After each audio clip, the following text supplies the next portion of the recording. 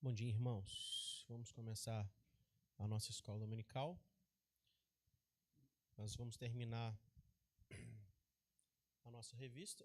Estamos no capítulo 13. A revista lá se comprometeu a nos ensinar o livro de Jeremias, do profeta Jeremias, e o livro de Lamentações. Então, nada mais justo que lermos, o último capítulo de Lamentações, que é o capítulo que vai ser estudado hoje. Então, Lamentações, livro das Lamentações, capítulo 5, por favor, peço aos irmãos que abram.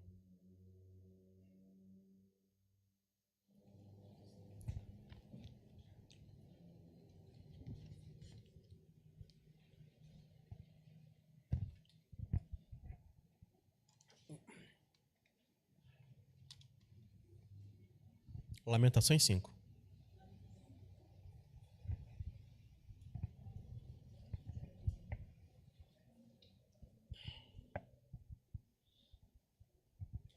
Vamos fazer o seguinte, eu vou ler até o 12 e os irmãos, a partir do 13 até o 22, os irmãos vão ler.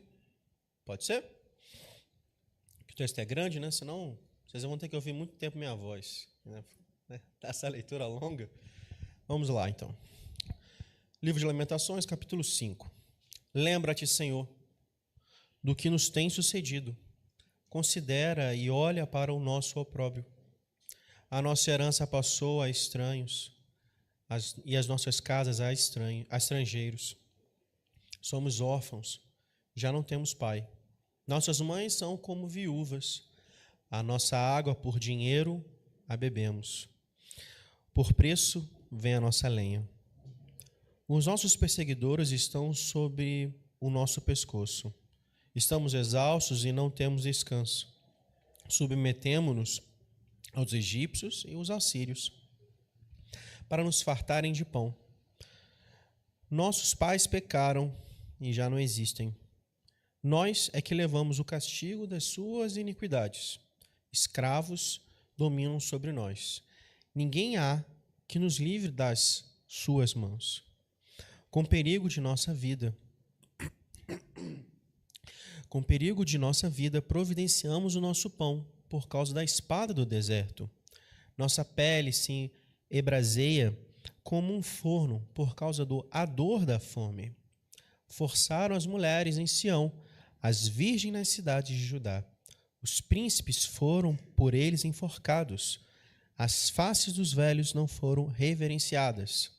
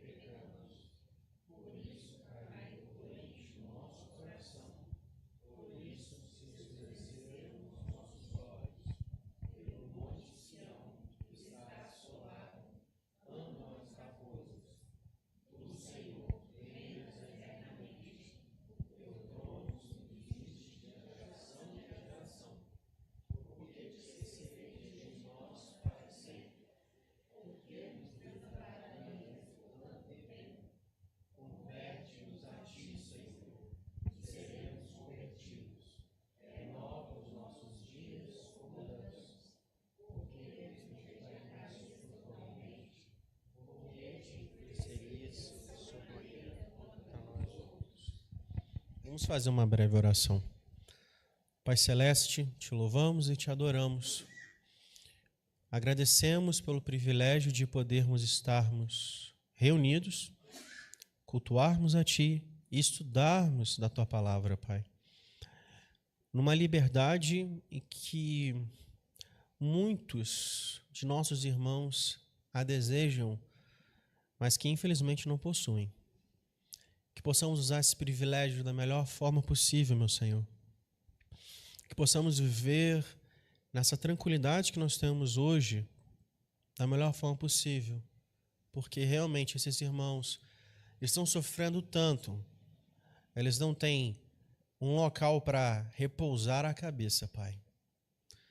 Senhor Deus, os fortaleça, os traga a esperança para a vida deles, Senhor Deus.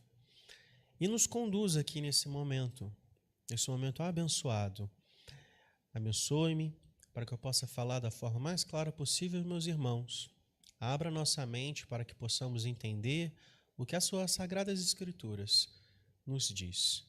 É o que oramos no nome de Cristo Jesus, nosso Senhor e Salvador. Amém. Irmãos, vamos lá. Acabamos de ler o capítulo 5 de Lamentações. Um breve resumo histórico sobre o livro, que é interessante. A maioria das pessoas dizem que Lamentações é de Jeremias. Mas não há nenhuma evidência histórica comprobatória, finalista, que é de Jeremias. Existe uma evidência muito grande que, de fato, possa ter sido de Jeremias. Tem até um livro lá de crônicas que fala as Lamentações de Jeremias, né, como um escrito de Jeremias. Então, eu acho que é até interessante, né, quando a gente observa que talvez Jeremias não tenha escrito todos os textos. Eu acho que isso é algo importante. Mas por que é importante? Ficaria muito característico somente a presença de Jeremias com uma questão da lamentação. Mas eu consigo observar que o fato de não termos uma clara... Quando eu digo claro, meus irmãos, é quase óbvio que é Jeremias, tá bom? Mas é só porque não tem, de fato, escrito que ele escreveu Lamentações, ele, punho, como alguma vez Paulo escreve, a gente fica nessa incerteza. Tem alguns escritos aqui que a literatura que foi usada, né, a forma de escrever é um pouco diferente dos escritos de Jeremias, mas que isso não afeta em absolutamente nada. Pelo contrário, isso enriquece o texto. Por que enriquece o texto? Porque a lamentação não é uma expressão isolada da fé cristã. Isso não é uma manifestação só de uma pessoa ou só de um único grupo. Não, não. A lamentação existe. O ato de lamentar, ele existe. Por favor, não venhamos a confundir lamentação com murmuração. Duas coisas diferentes. Quando observamos o próprio texto que acabamos de ler, ele não se encaixa de modo algum em uma murmuração, justamente pela forma como ele foi escrito. Primeiramente, ele narra e descreve toda a sua situação. Segundo, que ele não coloca Deus como um vilão nessa história e que o eu lírico, né? Quem escreveu é a pessoa que tem a resposta. Não, pelo contrário, ele não tem a resposta.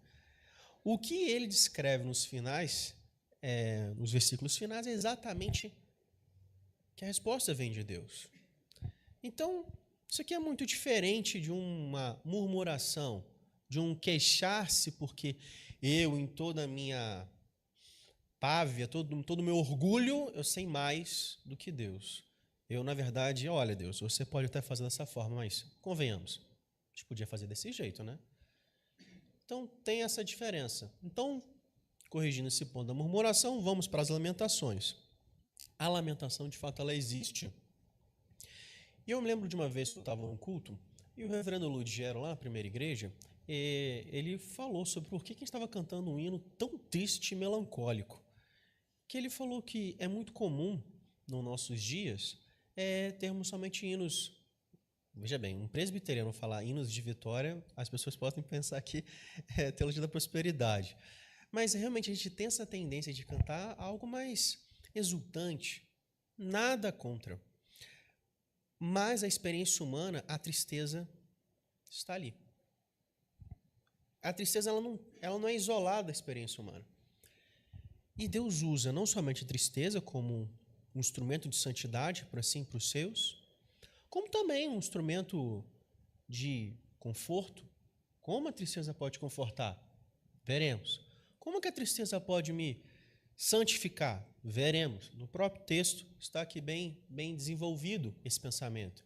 Mas eu gostaria de antemão, falar para os irmãos que eu me lembro de uma vez que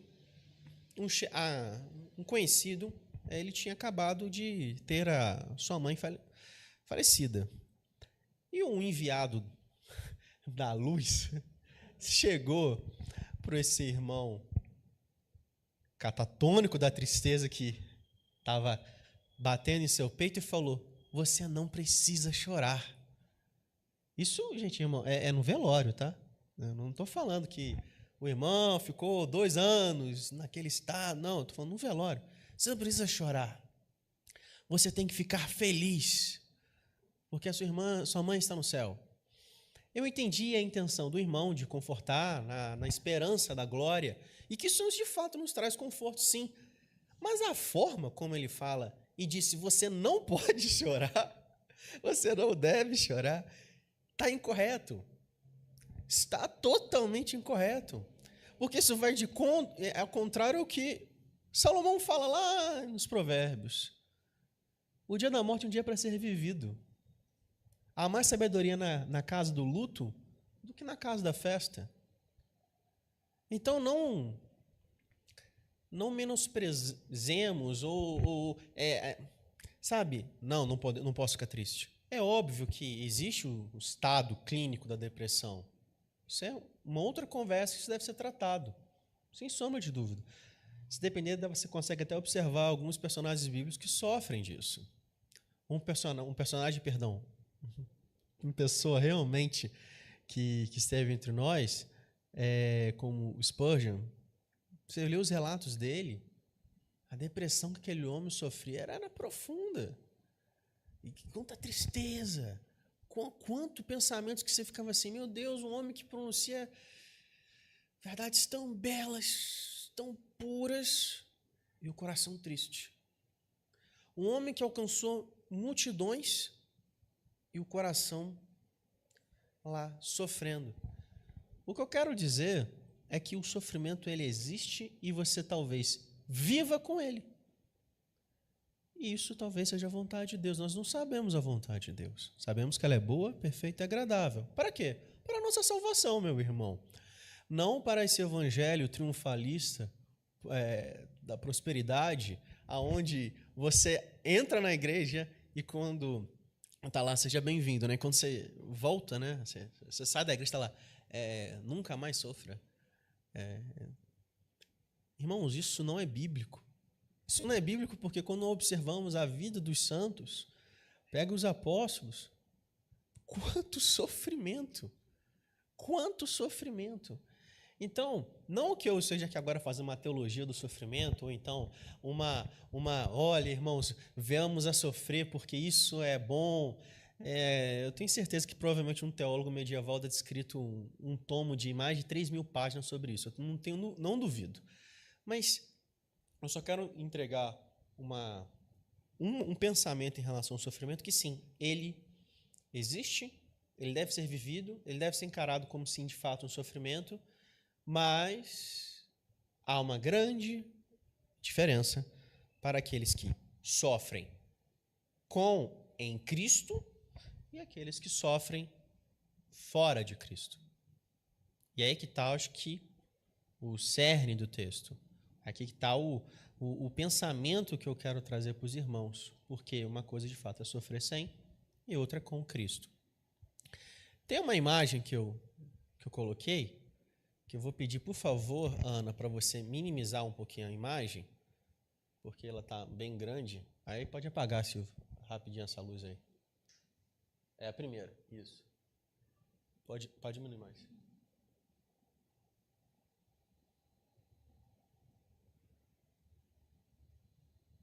Mas aí você clica na imagem e tem um menos na imagem, você pode apertar. Pode ser. Pode. Tá bom. Já deu para pegar a imagem. Esse quadro aqui é um quadro de Rembrandt, que é a Tempestade no Mar da Galileia. Talvez muitos conheçam. Aqueles que têm um certo problema com a iconoplastia, eu peço perdão. A minha intenção de modo algum é fazer representatividade da Trindade aqui, mas é simplesmente algo pedagógico. Eu quero que os irmãos estejam olhando. Porque a nossa vida não é um mar de rosas. Muitas vezes nós estamos dentro de uma tormenta que, como os discípulos, não enxergamos absolutamente nada a não ser o nosso sofrimento. E eu quero que os irmãos tenham essa imagem de estarem num barco.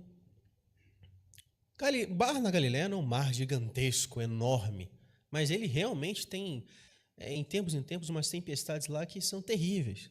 Então, imagine-se homens que, vamos lá, são marinheiros, sim, são pescadores, têm experiência no mar, e começam a observar que aquilo que eles têm é expertise, que saberiam lidar, agora tudo está afundando, tudo está acabando. E aquele que poderia salvar tudo, né? Ele pelo menos está falando o tempo inteiro que tem resposta para tudo. Ele está dormindo. Você consegue imaginar nessa mente, essa mentalidade de que louco esse cara, ele está dormindo. Eu estou morrendo. Eu não sei qual o senso de humor de Cristo a essa situação, mas é inevitável que seria como se fosse um pai que vê uma criança chorando aos berros, aos montes, por uma coisa completamente insignificante, ou então assim que ele faz assim, ó, e ajustou? E ele está lá, tranquilo. E as pessoas estão desesperadas. Essa é a imagem que eu quero que a gente tenha na leitura desse texto, que a gente vai agora continuar. Depois a gente finaliza essa imagem aqui de Rembrandt. Vamos lá então, irmãos. O que o profeta ou o poeta, aquele que escreveu Lamentações, ele nos fala aqui. Lembra-te, Senhor. Irmãos, tem tantos textos nas Sagradas Escrituras que o salmista ou o escritor fala, lembra-te de nós. Irmãos, não tem como você falar para Deus lembrar de você. A ideia aqui realmente não é a figura de que Papai do Céu esqueceu, ele deu um erro. Não. Isso é somente uma figura de linguagem humana para conseguirmos minimamente e de forma imperfeita descrever um ato divino. É como se fosse, existe o transcendente e o imanente. O imanente está em queda, ou seja, ele não tem acesso ao transcendente. Mas nós estamos olhando para o transcendente. Como é que a gente consegue falar sobre o que é o transcendente? Com a nossa linguagem. Infelizmente, ela é caída. Então, haverá falhas. Então, obviamente, Deus não se esquece de nós. Mas isso lembra uma coisa que também é muito importante e que eu acho que talvez nesse quadro também nos ilumina. Quantas vezes os irmãos oraram um dia, 2, não sei, meses, anos. E a sensação é que é um silêncio. É opaco, quase. Você não nada. É um opaco, é um nada. E você talvez pense assim, meu Deus, o que está acontecendo? Esse silêncio, será que Deus está me ouvindo? Será que Deus esqueceu de mim? A Bíblia encoraja, ore sim, lembra-te, Senhor, lembra-te. Deus nunca esqueceu, Deus jamais esqueceu. O silêncio de Deus também é uma disciplina. O silêncio de Deus também é uma santificação. O silêncio de Deus é uma coisa que os puritanos gostavam muito de falar e que, obviamente, nós perdemos, que é o termo providência. O pensamento providência foi muito esquecido na nossa linguagem, principalmente aqui sul-americana, né? Os americanos falam providência quase como sinônimo de Deus. Se você pega os escritos, principalmente dos escritores americanos, mais ali dos pais fundadores ou até os peregrinos, eles escrevem a providência com P maiúsculo. Justamente com esse pensamento de que Deus é o sustentador. Ele reina sobre tudo e todos e não tem absolutamente nada do que ele não possa intervir ou desconheça. Não tem nada. Ele sabe tudo e reina sobre tudo. Então, esse termo providência, eu acho que deveríamos nós, como cristãos, usarmos mais, porque eu acho que ela nos introduz a um caminho de piedade e de esperança e confiança no Senhor. Vamos continuar aqui no texto. Então, o texto fala, lembra-te, Senhor, do que nos tem sucedido. E, irmãos, ele vai começar a falar todas as mazelas que ocorreram em Israel. Todas as mazelas. E de uma forma muito detalhada. Isso me lembra, eu não sei quantos já leram as resoluções de Jonathan Edwards.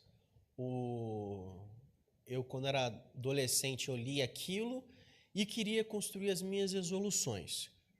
É óbvio que eu não consegui chegar nem na metade e não consegui nem cumpri-las direito.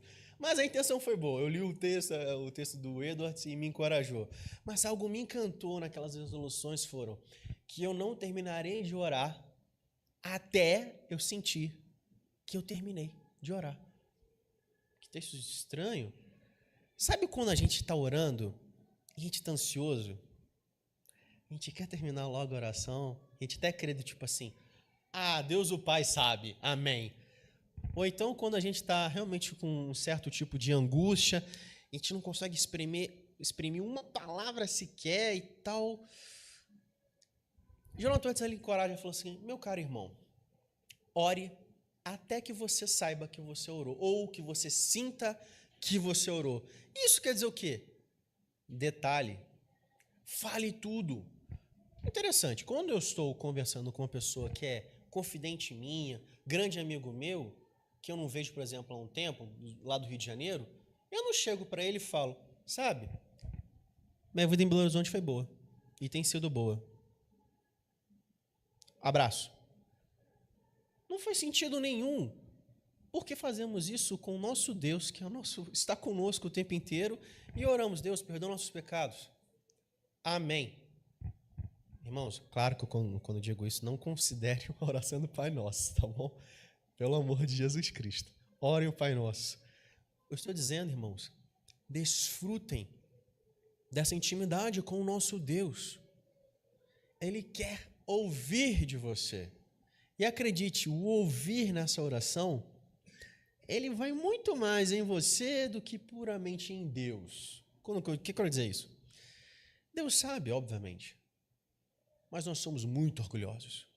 Nós somos um bichinho, cabeça oca, dura, e que sempre não gostamos de confessar. Não gostamos.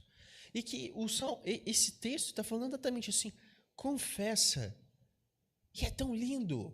Ele é lindo porque o escritor, ele não pede perdão pelos pecados dele, ele pede pecados pelo pecado do povo. Que coração santo. Ele ora pela conversão do povo. O texto em hebraico é bonito porque a palavra arrepender ali é uma palavra ao mesmo tempo de retorno. Aí o que você pode dizer, estamos exilados, eu vou orar por retorno do meu povo do exílio, voltar para a Terra Santa. Mas também é um retorno ao comportamento correto, ao retorno às Sagradas Escrituras. Interessante, né? Porque mesmo na dubicidade, a gente consegue ver o conceito certo ali, né? Que é exatamente esse voltar o coração.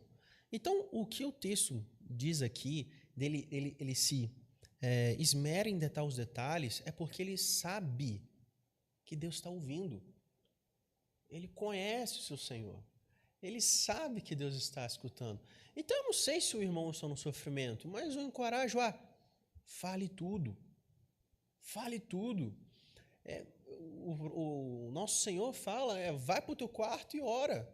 Então, provavelmente ali no seu teu quarto e ora, você vai chorar, você vai ficar em seu estado ali de intimidade. Mas ali você está entregando tudo ao Senhor Deus. E acredite, quanto mais você fala, mais você sente que orou.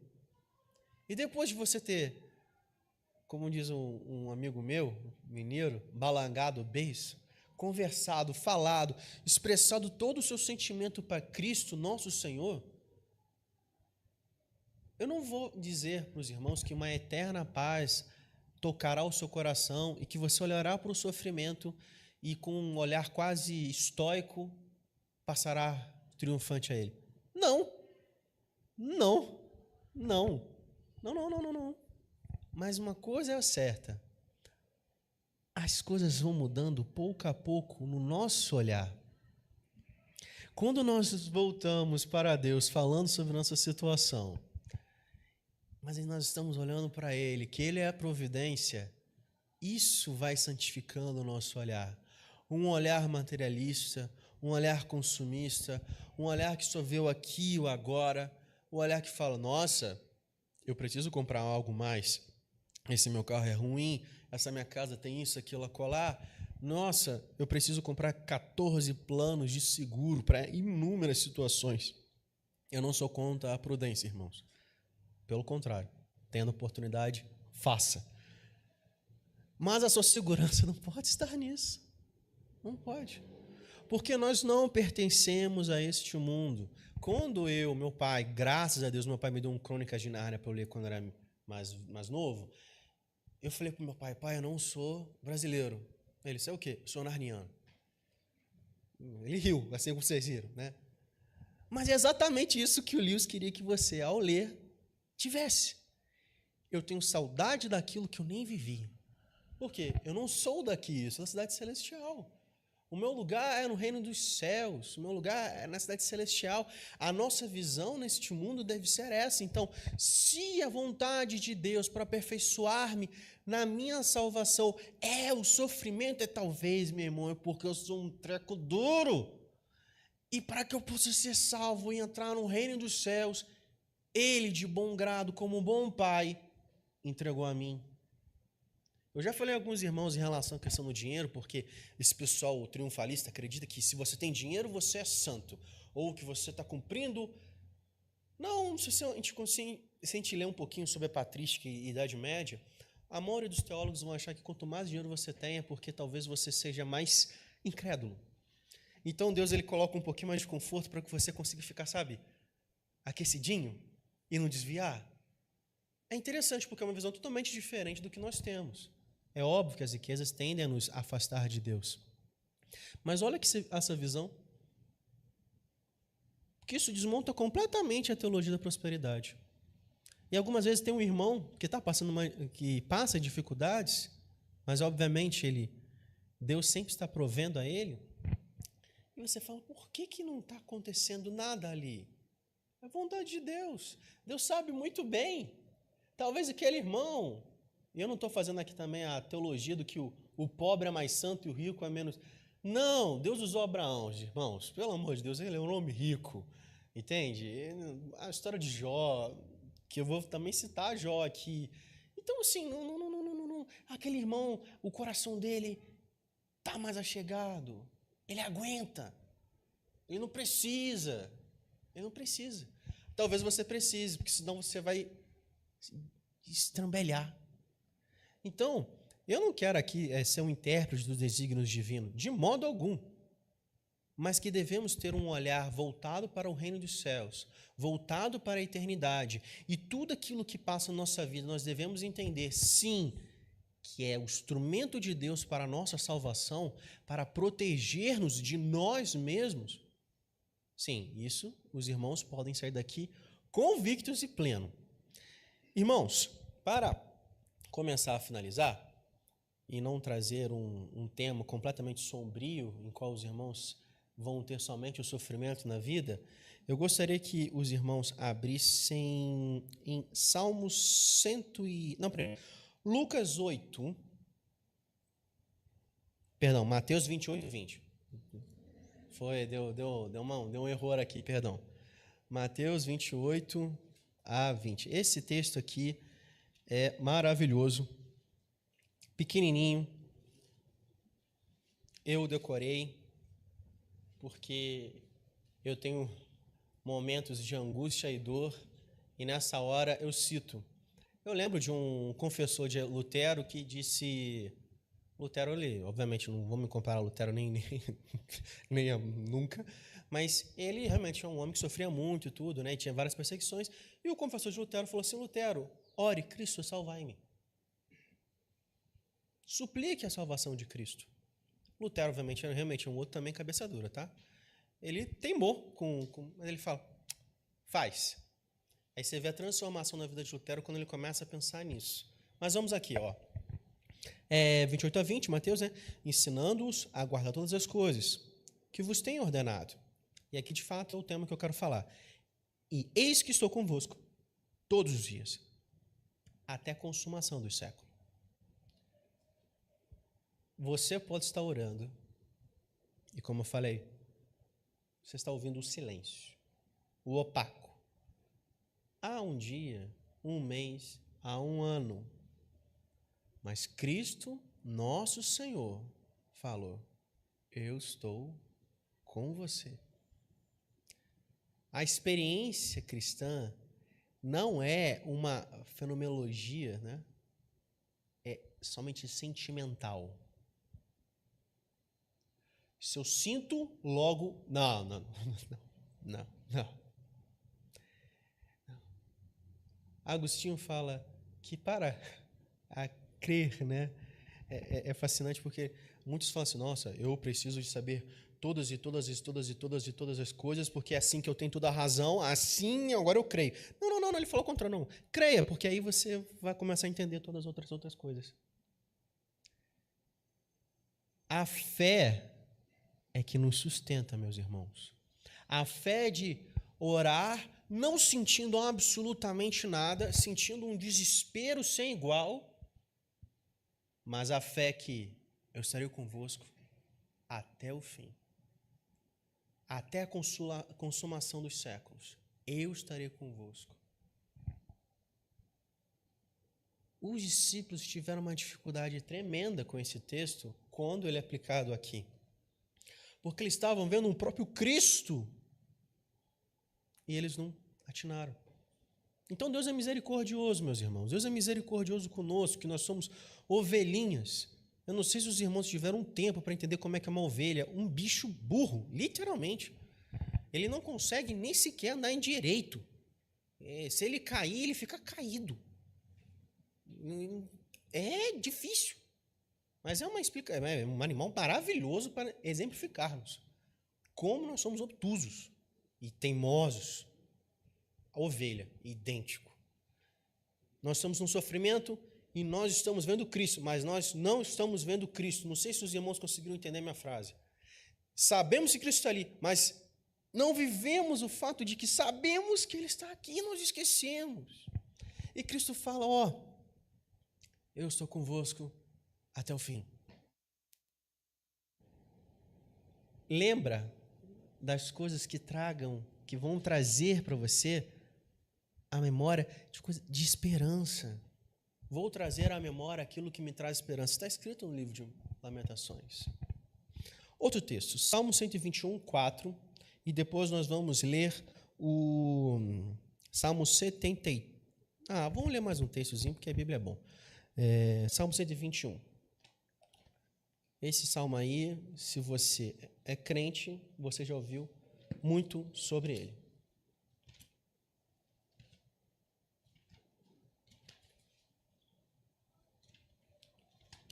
Já estou terminando.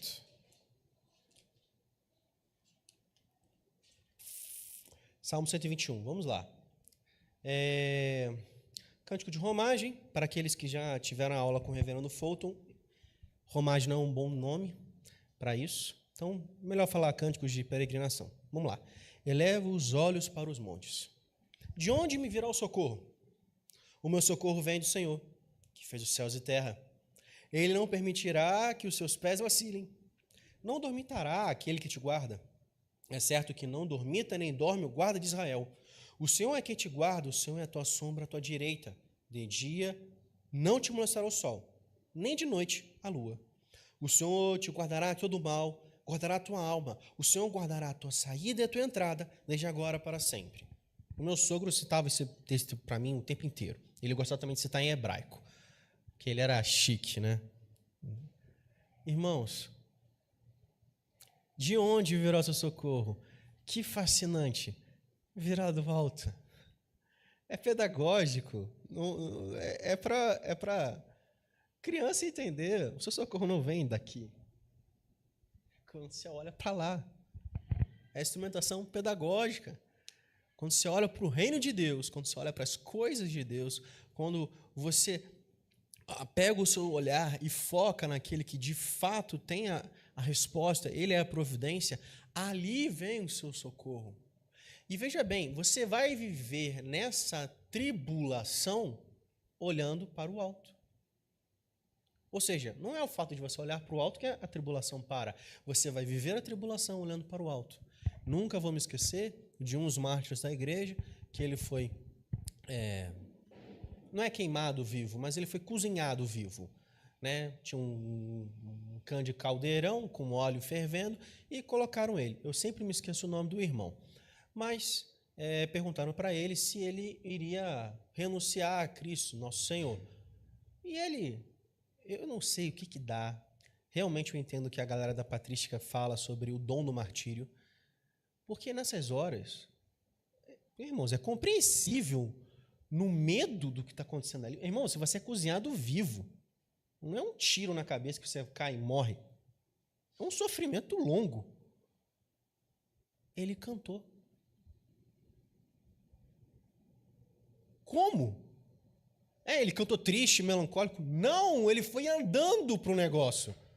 Meus irmãos, eu não sei o que os irmãos pensam sobre isso, mas isso para mim é um mistério, isso para mim é graça divina, é um dom que Deus dá na hora para esse irmão, que é fascinante, o consolo, porque ele veio cantando, por tanto tempo eu preguei, na hora da morte, não negarei. Deus, ele foi andando e entrou. É como assim, nada vai tirar o meu privilégio de morrer por Cristo. Eu não sei se os irmãos ficam, eu estou todo arrepiado. Nada vai tirar o meu privilégio. Não vai ser uma pedra no meu caminho, não. Eu vou tirar essa pedra, mas eu entro dentro desse negócio e vou morrer por Cristo. Irmãos, isso, imagina o sofrimento.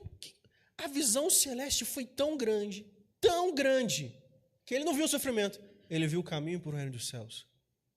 Totalmente diferente.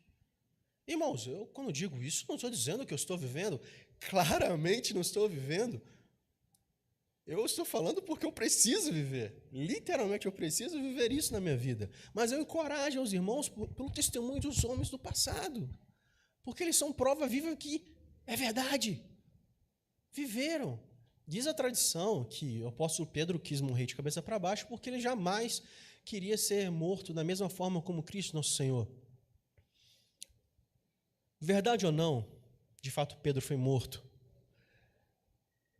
Que testemunho, que humildade, que olhar totalmente para o reino dos céus. Totalmente, eu sou um peregrino, aqui não é meu lugar. Então, se você vai abreviar a minha trajetória para eu já direto para o meu lugar, para a minha cidade, cadê? Então, eu encorajo os irmãos para que os irmãos tenham essa mentalidade. Vamos abrir agora, no mesmo livro de Salmos, 73. Esse é famoso por causa de Asaf. Todo mundo sabe da história de Asaf. Eu vou pegar alguns trechos aqui do Salmo, não irei lê-lo todo, né, para não estender, porque vou tentar terminar. Olha só, Salmo 73, de Asaf, versículo 16 e 17. Olha o que diz. Em só refletir para compreender isso, achei muito pesada a tarefa para mim, até que entrei no santuário de Deus e atinei com o fim deles. Asaf está olhando na congregação, um bando de hipócrita, um bando de bandido que está vivendo uma vida muito boa, que louva a Deus, mas são podres. E ele sabe. Ele está indignado. Como? Não pode. E ele vê o justo padecendo. Ele e fala, é muito pesado isso para mim, até que ele coloca Deus na equação. Até que eu entrei no santuário e atinei para o fim. deles. Irmãos, qual é o seu fim? Se você está passando por um sofrimento e você não sabe o seu fim, o seu sofrimento é muito ruim. O seu sofrimento é uma angústia, o seu sofrimento é existencial. Mas, se você sabe o seu fim, o que ele fala depois? 23. Todavia estou sempre contigo. Tu me seguras pela mão direita, tu me guias com o teu conselho e depois me recebes na glória. Quem mais tenho eu no céu? Não há outro em que eu me compraza na terra. Ainda que a minha carne e o meu coração desfaleçam, Deus é a fortaleza do meu coração, é a minha herança para sempre. Olha a transformação na vida do salmista quando ele coloca Deus aos seus olhos. Se o irmão está passando sofrimento, volte-se para Deus. Volte-se para Cristo. Cristo está com você. Cristo está conosco até o fim. Até o fim. E o nosso fim será com Ele. Inúmeros mártires da igreja, quando estavam prestes ao martírio, tiveram uma visão celestial, de como Cristo estivesse de braços abertos.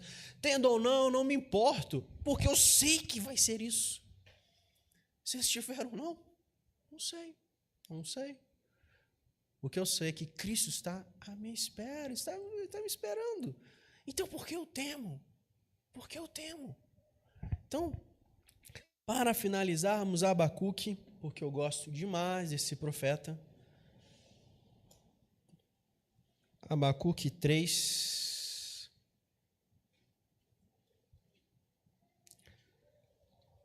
(16, 19).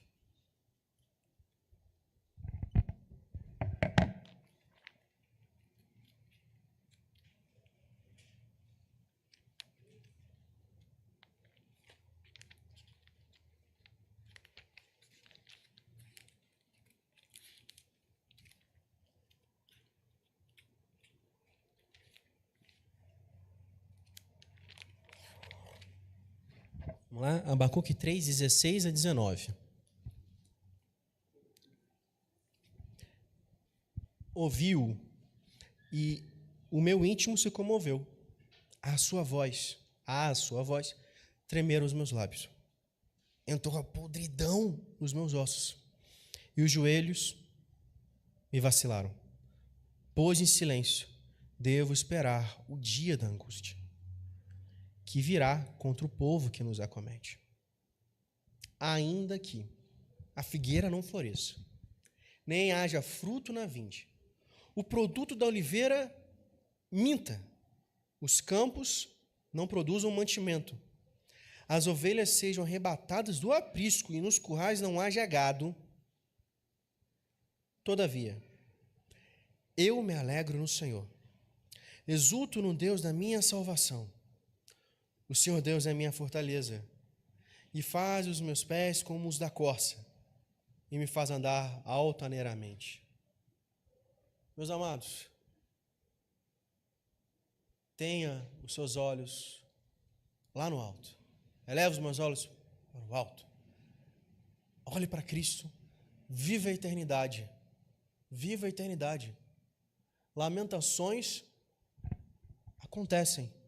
É um livro da Bíblia. A tristeza existe. E talvez nós possamos conviver com ela até o nosso último respiro. Mas uma grande diferença será se vivermos esse último respiro cientes do nosso fim, com Cristo ou não. Ore, entregue ao Senhor, debulhe-se, fale tudo e viva completamente firme nas promessas do Senhor, de que o seu fim, o nosso fim, é com Ele, é na cidade celestial. Nós não somos deste mundo, meus irmãos. Estamos aqui de passagem, peregrinos, para a cidade celestial. Lá é a nossa pátria, lá é a nossa verdadeira vida, que nós começamos a vivê-la em Cristo já. A vida eterna é conhecer a Cristo. Meu encorajamento é esse, meus irmãos. Não importa o sofrimento que o irmão esteja, não importa a destruição que você enxergue na sua vida, e sim, ela pode estar destruída. Cristo está convosco. Cristo está com você. Ore até que você sinta que orou. E como aquela viúva que importunou o juiz até conseguir a sua causa, insistentemente ore. Não porque você vai receber algo, mas acredite, isso vai lhe transformar. Isso vai lhe transformar para você enxergar esse destino final. Esse destino final. Olhe para Cristo. Somente Cristo é a nossa esperança. Amém? Há alguma contribuição?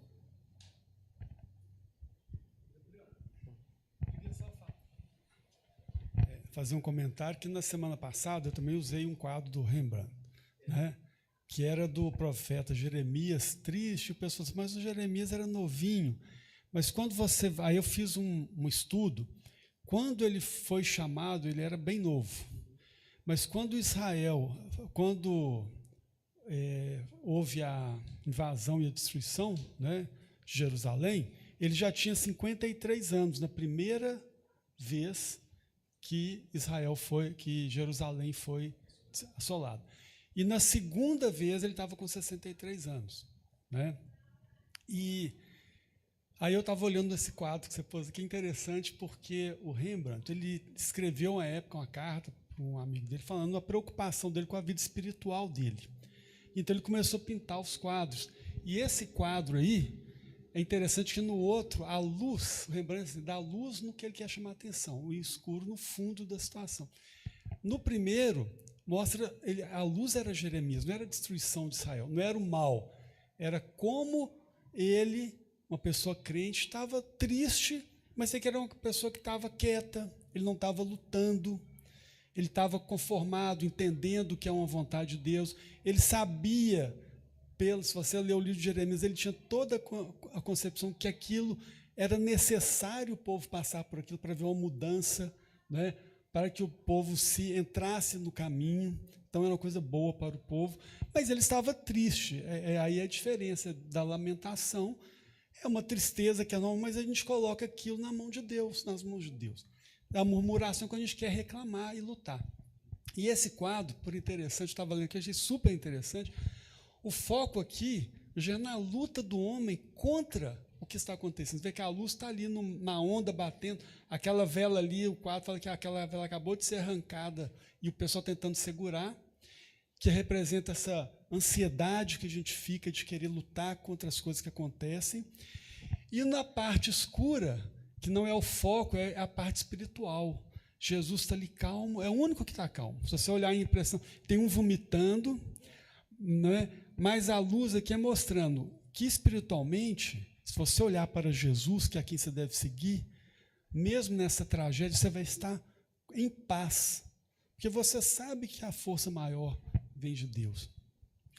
E Rembrandt está nesse quadro, um autorretrato, você deve ter lido em azul, aquele menininho azul ali olhando, quer dizer, ele se colocando, quer dizer, já é uma colocação, como ele se preocupava, talvez ele quis dar uma de eu estou aqui num dilema de costas para os problemas, voltado para Cristo, mas ele não está tão junto com Cristo assim, né? Assim, interessante assim, que ele se colocou nesse quadro, mostrando, sinalizando uma preocupação, um momento que ele já está vivendo alguma angústia também espiritual. Então achei bem interessante e acaba ajudar também a gente entender aí o que o colega lá passou, o irmão, né? Quem sabe, pode ser até um irmão, eu não sei, está no céu, se Deus quiser.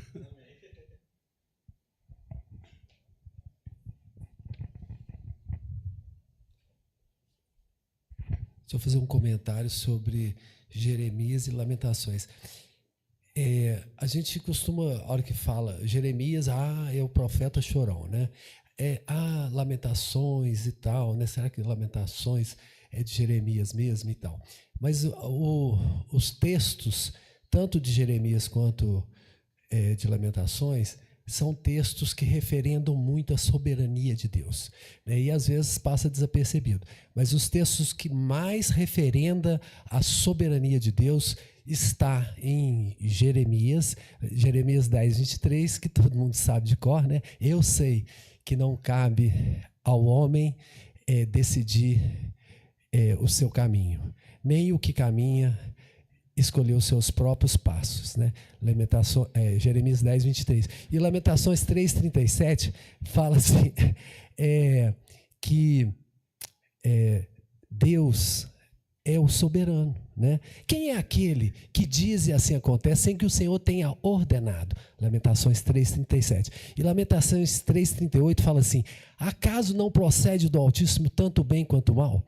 Então, o seguinte, referenda fortemente a questão da soberania de Deus. Deus é soberano. E muitas vezes a gente passa só pela questão do lamento, do choro, pelo fato de Jeremias estar naquela época, né, do cativeiro da Babilônia, tal, né? Mas esquece de pegar as entrelinhas de textos que referenda. E eu acredito que Paulo deve ter lido muito Jeremias, né, para chegar, né, em Romanos, né, e falar, né, que sobre toda a questão da eleição. E a eleição é incondicional, né?